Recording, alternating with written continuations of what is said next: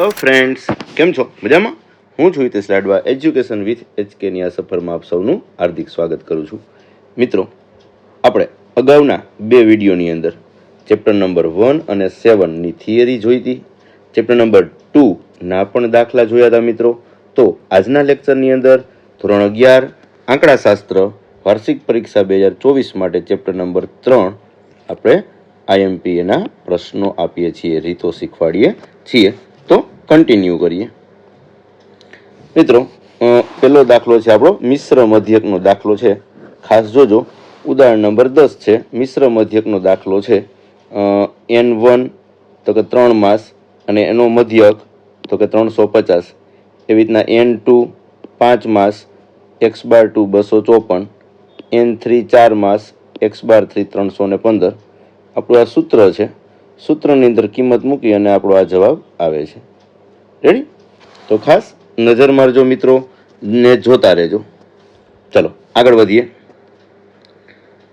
આ પણ મિશ્ર મધ્યકનો જ દાખલો છે મિત્રો. મિશ્ર મધ્યકનો દાખલો છે, પણ આની અંદર શું કીધું છે તો કે એક ક્રિકેટ મેચમાં એક ટીમને જીતવા માટે એક મેચ જીતવા માટે 20 ઓવરમાં 8.25ની રન રેટથી સ્કોર કરવો પડે તેમ છે. ટોટલ 20 ઓવર છે, એના બે ભાગ પડે છે 12 ઓવરના અંતે, એટલે 12 ઓવર અને આપણે N1 કહીએ. N1 બરાબર 12, તો x/1 કેટલા થાય તો કે આપેલા છે 7.25. મેચ જીતવા માટે બાકીની ઓવરમાં, બાકીઓનો ટોટલ ઓવર 20 હતી, 20માંથી 12 ઓવર બાદ થાય તો કેટલી ઓવર વધે તો કે 8. એમાં કેટલો રન રેટ હોવો જોઈએ, એટલે x/2 બરાબર ક્વેશ્ચન માર્ક. ટોટલ 20 ઓવરનો મધ્યક એટલે કે x/c મિશ્ર મધ્યક આપી દીધેલો છે 8.25. રેડી? તો આ આપણું સૂત્ર છે. સૂત્રની અંદર કિંમત મૂકશું તો x/2 ને આપણે કરતા બનાવશું એટલે આપણો લાસ્ટ આન્સર 9.75 આવશે. ક્લિયર છે? ઓકે. નિરાતે મિત્રો વિડીયો જોજો અને આખો જોજો, જેથી કરીને A to Z તમને માહિતી મળી રહે. નેક્સ્ટ, એક વિદ્યાર્થીને 7 થિયરીના પેપરમાં મળતા ગુણનો મધ્યક ને 3 પ્રેક્ટિકલ ગુણનો. ઓકે, થિયરીના પેપરને આપણે N1 કહીએ તો કે N1 બરાબર 7 અને એનો મધ્યક એટલે x/1 બરાબર 62. 3 પ્રેક્ટિકલ પેપર N2 બરાબર 3, એનો મધ્યક કેટલો હોવો જોઈએ, એટલે x/2 બરાબર ક્વેશ્ચન માર્ક, કે જેથી સંપૂર્ણ પેપર એટલે ટોટલ 7 ને 3 10 ગુણનો મધ્યક એટલે કે x/c બરાબર 68 થાય. રેડી? તો આપણો દાખલો જેમણે અગાઉનું ઉદાહરણ ગયું એ જ રીતનો છે. x/c બરાબર N1 x/1 plus N2 x/2 છેદમાં N1 પ્લસ N2. આમાં કિંમત મૂકી અને આપણે આપણો જવાબ મેળવી શકશું. રેડી? તમારી પાસે ગણેલો પણ હશે તો ખાસ એમાં જોઈ લેવું. ચલો આગળ વધીએ. એક ટેક્સીએ સોમવારે 15 કિલોમીટર એટલે આપણા માટે x1 બરાબર 15 અને મંગળવારે 254 એટલે કે x2, મતલબ કે બંને અવલોકન જ આપેલા છે. આ બે દિવસોમાં કરેલા પ્રવાસની અંદર ગુણોત્તર મધ્યક ગોતો. તો ગુણોત્તર મધ્યકનું સૂત્ર શું છે મિત્રો, કે g બરાબર વર્ગમૂળમાં x1 ગુણ્યા x2. બે અવલોકન છે એટલે એકવાર વર્ગમૂળ નીકળે. કિંમત મૂકીએ 15 ગુણ્યા 254. તો મિત્રો આનો ગુણાકાર કરવાનો, આનો જે ગુણાકાર આવે આપણે ચેક કરી લઈએ, બરાબર, કેલ્ક્યુલેટરનો ઉપયોગ કરીને. ખાસ કેલ્ક્યુલેટરની અંદર પણ વ્યવસ્થિત બટન દબાવવા જેથી કરીને ભૂલ ન પડે. 15 ગુણ્યા 254 તો વર્ગમૂળની અંદર આવે છે 3810. હવે એનું આપણે વર્ગમૂળ કાઢવાનું છે. વર્ગમૂળ 3810, તેનું વર્ગમૂળ કાઢશું તો આપણો આન્સર આવે છે 61.725 એટલે કે 61.73 કિલોમીટર. જી બરાબર. રેડી? ગુણોત્તર મધ્યક છે મિત્રો, સાવ સિમ્પલ. 15 કિલોમીટર 254 કિલોમીટર, પેલા બેનો ગુણાકાર એટલે 3810 અને બે અવલોકન છે એટલે એકવાર વર્ગમૂળ નીકળે, તેનું વર્ગમૂળ કાઢી નાખો. વર્ગમૂળ 3810 તો 61.73 આપણો જવાબ આવી જાય. ગુણોત્તર મધ્યકનો દાખલો છે મિત્રો. આગળ વધીએ. ચાલો અહીંયા દાખલો આપેલો છે MQDP વાળો, પણ અવર્ગીકૃત માહિતી કહેવાય. કેવી કહેવાય મિત્રો? આને અવર્ગીકૃત માહિતી છે. એટલે પહેલા તો અવલોકન આપેલા હોય તો આપણે શીખવાડેલું છે કે MQDP જ્યારે આ 4 વસ્તુ લાગુ પડે ત્યારે માહિતીને તમારે ચડતા ક્રમમાં ગોઠવવાની. તો માહિતીને ચડતા ક્રમમાં ગોઠવીશ એવું લખ્યું છે. તો માહિતીને ચડતા ક્રમમાં ગોઠવી દીધી. આપણને Q1 માંગ્યો તો Q1 નું સૂત્ર Q1 બરાબર n+1/4 માં અવલોકનની કિંમત n એટલે કે 20+1 એટલે કે 21 ભાગ્યા 4 એટલે 5.25 માં અવલોકનની કિંમત.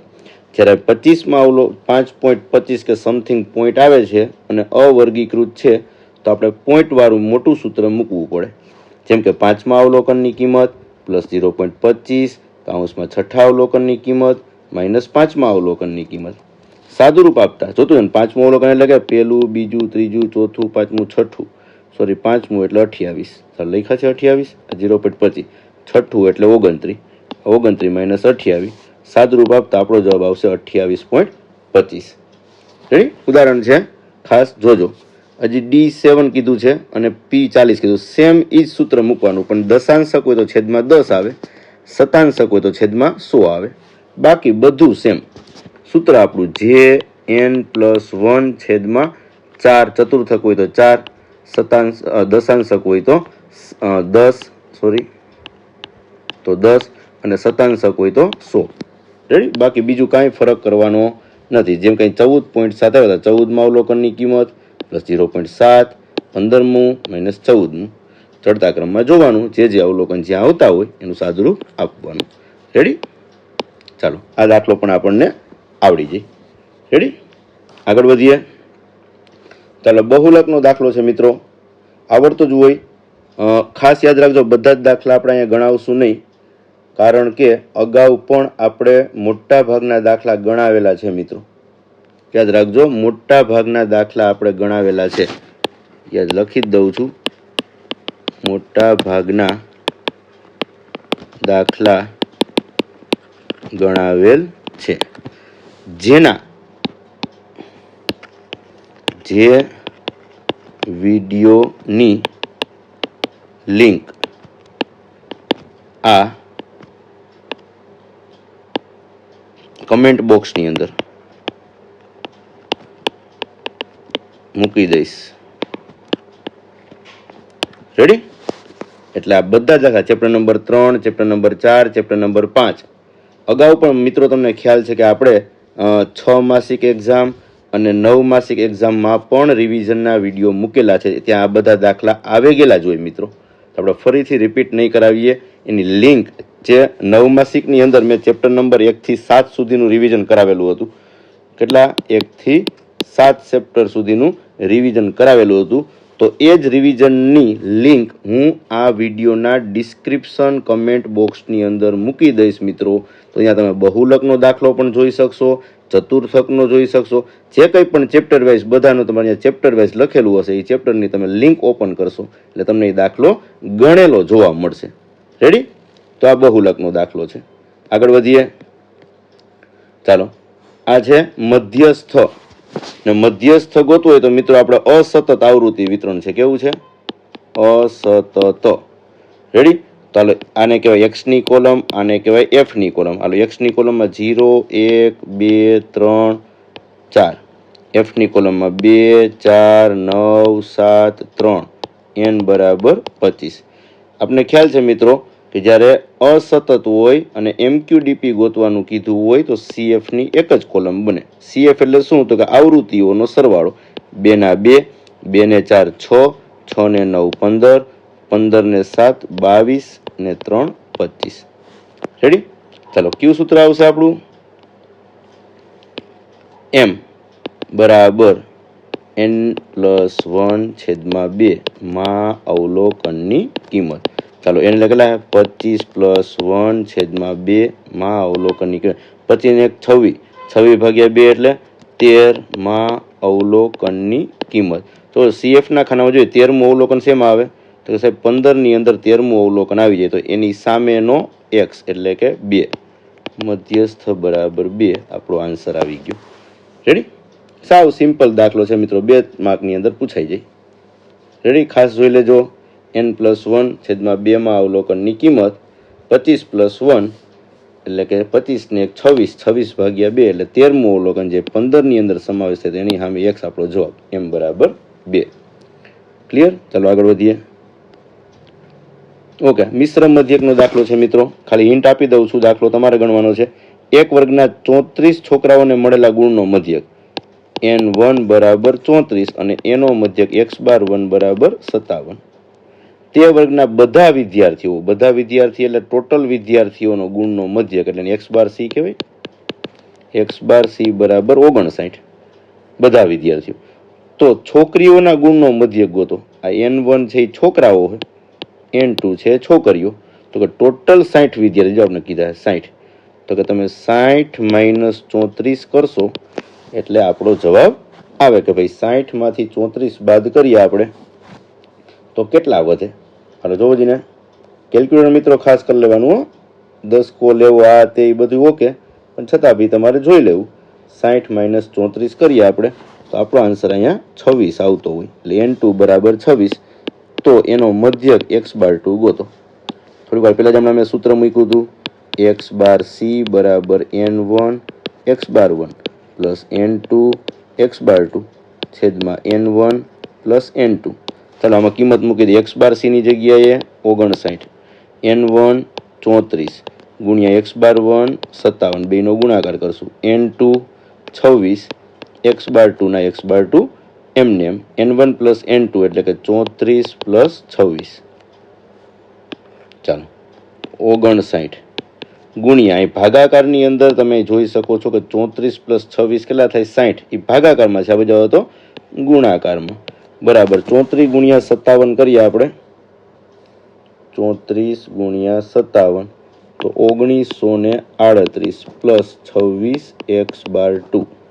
એટલે આ બંનેનો ગુણાકાર કરીએ. 59 ગુણ્યા 60 એટલે આવે છે 35 40. આ બાજુ પ્લસ 1938 છે, આ બાજુ આવે તો માઇનસ 1938 બરાબર 26 x⁻2. ચાલો બાદ બાકી કરીએ આપણે. 3540 માઇનસ 1938 કેટલા વધ્યા? 1602. ગુણાકારમાં 26 આ બાજુ આવે તો ભાગાકારમાં 26. તો x⁻2 બરાબર ભાગાકારમાં 26 કરીએ આપણે તો જવાબ આવે છે 61.6153. લાસ્ટ આન્સર છે એટલે 61.62 થઈ જશે. રેડી? ને ગુણ છે તો આપણે લખશું અહીંયા ગુણ. રેડી? ક્લિયર? મિશ્ર મધ્યકનો દાખલો છે તો અહીં તમને કીધો છે. ચાલો આગળ વધીએ. ઓકે, સાચું અવલોકન ખોટું અવલોકનનો દાખલો છે. બરોબર. ટોટલ અવલોકન n બરાબર 50, એની મધ્યક એટલે કે x⁻ બરાબર 35.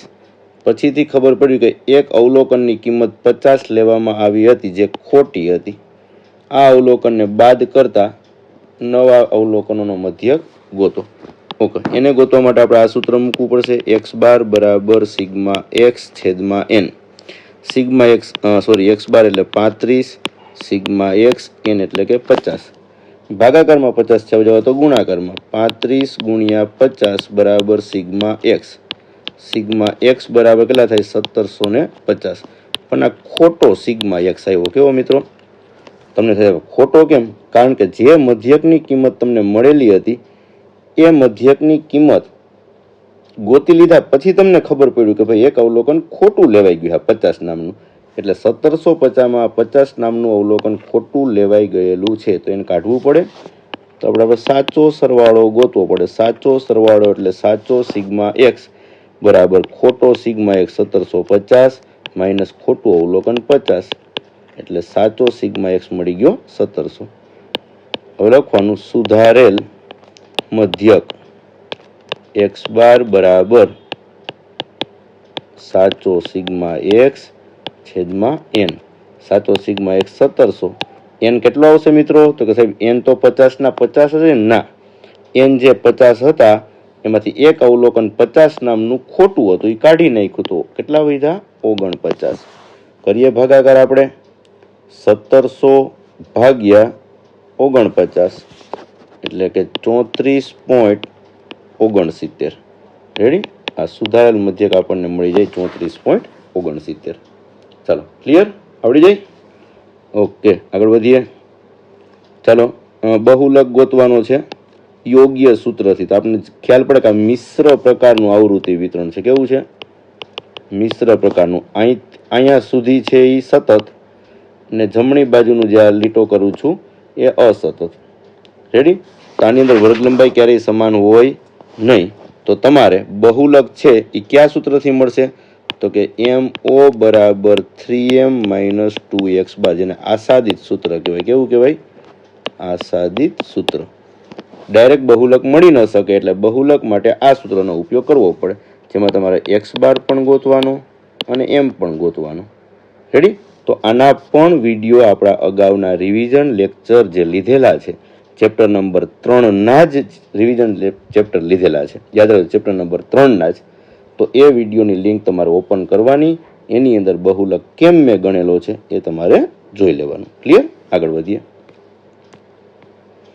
ચાલો, MQDP વાળો દાખલો છે. MQDP સતત વાળો દાખલો જે 5 માર્ક્સમાં પૂછાતો હોય.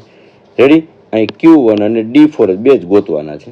અહીંયા D4 કે P85 કે કાંઈ પણ કે આપણને આવડે. આમાં ખાલી એક જ કોલમ બને, કઈ? તો કે CF ની. CF ઉપરથી આપણને વર્ગ મળે અને વર્ગ ઉપરથી આપણે સૂત્ર મૂકતા હોય L + JN/4 - CF F × C વાળું. ક્લિયર છે? આના વિડીયો પણ, MQDPના વિડીયો પણ અગાઉનું રિવિઝન લેક્ચર, જેની હું ડિસ્ક્રિપ્શનમાં લિંક મૂકી આપીશ. હું વારંવાર બોલું છું, ડિસ્ક્રિપ્શન કમેન્ટ બોક્સમાં હું લિંક મૂકી આપીશ. તમે અહીંયા જઈ ચેપ્ટર નંબર 3ની લિંક ઓપન કરશો એટલે તમને આવા દાખલા અહીંયા જોવા મળી જશે. રેડી? ઓકે, આગળ વધીએ. ઓકે, તો આટલા દાખલા મારા તરફથી IMP તરીકે છે. બરાબર? મોસ્ટ ઓફ જે રીત આવતી હતી એ બધી જ રીત આપણે આમાં આવરી લીધી છે. રેડી? તો ખાસ તૈયારીઓ કરવી અને લખતું વાંચતું રહેવું, અને MCQ VSQની પણ ખાસ તૈયારી કરજો મિત્રો. રેડી? ફરીથી નવા વિડીયોમાં નવા લેક્ચર સાથે આપણે મળીશું, જેની અંદર ચેપ્ટર નંબર 4, 5 એનું સોલ્યુશન કરીશું. રેડી? ઓકે, ત્યાં સુધીમાં આની તૈયારીઓ કરી લ્યો. All the best.